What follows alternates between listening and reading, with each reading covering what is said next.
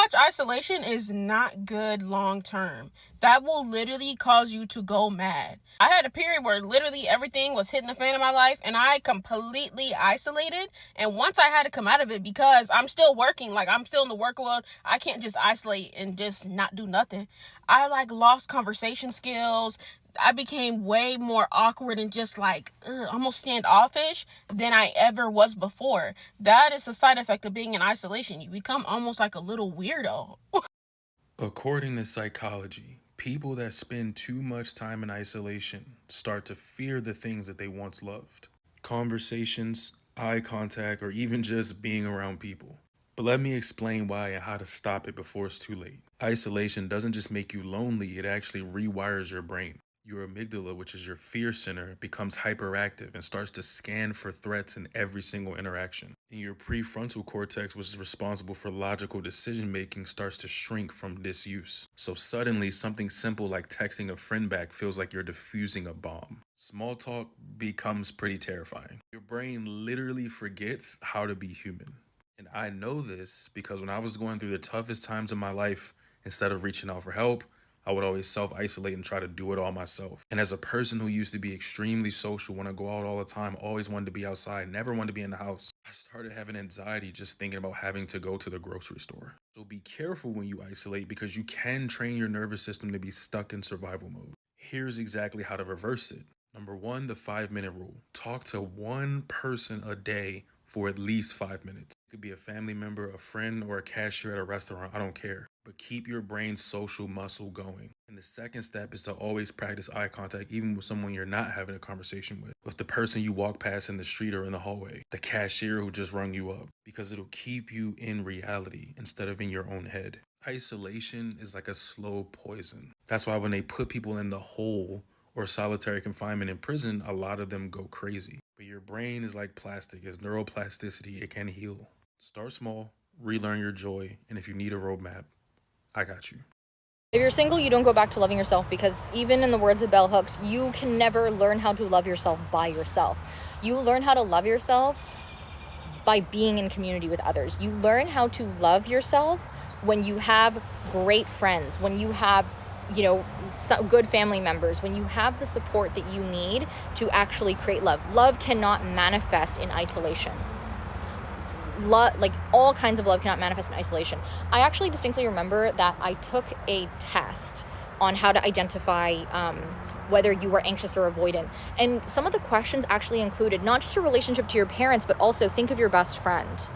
And it was significantly because I had a best friend who treated me with so much love, care, and safety that I actually was more secure because the friendship actually created a form of safety. Like, we cannot isolate family, friends, and our community from the way that we learn how to understand and express love. It's not just the relationship to our parents that affect how our relationships manifest. It's also the friends and family that we keep.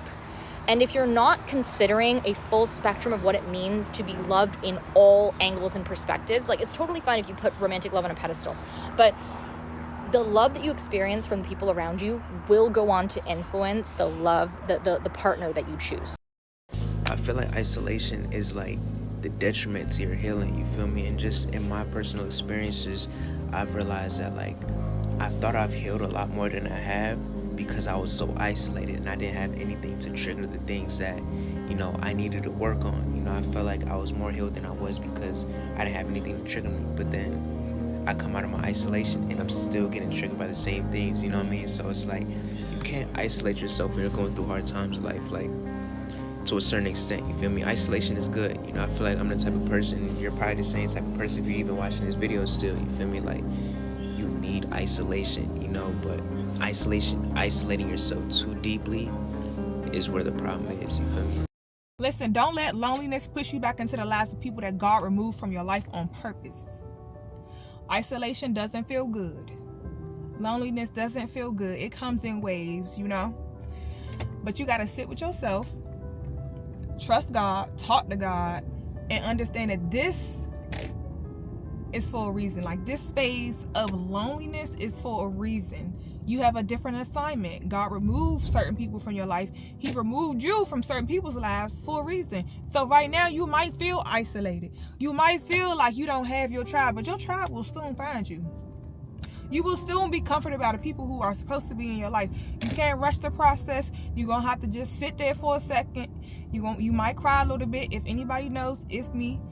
Especially when you come from being around, having a circle, having people always surrounded by you. And for some reason now God said, this time I'm removing you. I'm putting you on a different journey, on a different path. And these people who have been around you for years are no longer going to be around you. Don't let loneliness push you back into the lives of people who God removed on purpose.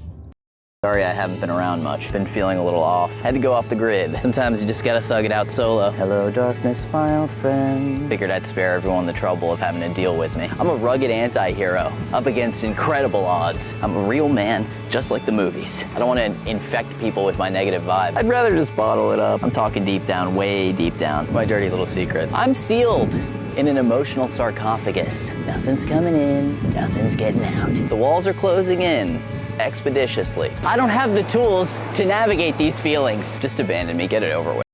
You really know you lonely and you isolated at the end of the day when you have nobody to talk to about the things that was going on through your day. When you isolated from people and you don't have social skills towards people, bro, it can be a fucking scary thing. You know that you become antisocial when you feel like you don't fit in with motherfuckers, when you feel like you don't want to be friends with people. And I'm gonna be the first person to say it, bro, I don't fuck with people, bro, and that's real. The reason why you really don't fuck with people, bro, is because you don't trust people and you start seeing a reason why to become antisocial. Conversation's really not interesting with people. People do the same shit. People are just boring. And if you okay with being alone, bro, let that be an option. Don't feel like that you're forced to be in a relationship with people when you don't necessarily have to. People who isolate when they're going through are actually people who just know how to carry their own burdens. These are the type of people when they're going through something, they would rather like keep it to themselves and then stay to themselves because they understand like I'm not in the best mood. I really don't want to talk. Yeah, you'll invite me somewhere, but I'm not going to be the best company. So I'm going to stay in my own company and I'm going to deal with it by myself. Versus the people who call other people and can't help but to call other people every time they're going through something are people who cannot carry their own emotional burdens. And I feel like it's emotionally mature for somebody to say, this is a lot for me to carry. I'm not going to put that on the next person. And they have their own life going on. I'm just not about to blow them up about my problems. Because honestly, that shit is annoying. I used to be the person who would self-isolate to the point where I was super antisocial. And I honestly thought that it was because I was antisocial that caused me to self-isolate. And it wasn't until I learned about the nervous system and what exactly happens when I self-isolate. Self-isolation does not happen because you are antisocial. Self-isolation happens because your nervous system is doing its last-ditch effort to actually heal and feel somewhat okay. And so we tried being anxious, we tried fighting, we tried running away. None of these things are happening and working for me. And so my body is like, all right, fuck this. I'm just gonna self-isolate, conserve as much energy as I can so we can somewhat survive throughout the day. When you learn about your nervous system, you will be able to see all of these past instances in your life in a different perspective and lens. I am in a season of isolation right now, and I'm not gonna lie to you, it hurts. Now I know that God separates us so that we can get our heart and our mind aligned with His will, but it doesn't take away from the pain and confusion that comes with this season of isolation. Now, here are 3 things that I have learned so far during this lonely road. I put this on because it's easier to clean my face. Back to what I was saying, here are some of the things that I've learned during the season of isolation. Number 1, although it is called the isolation period, you are not alone. I can't tell you how many times I have sat on my kitchen floor, I've been taking a shower, meditating outside, and I just would cry out to God and say, I feel so alone.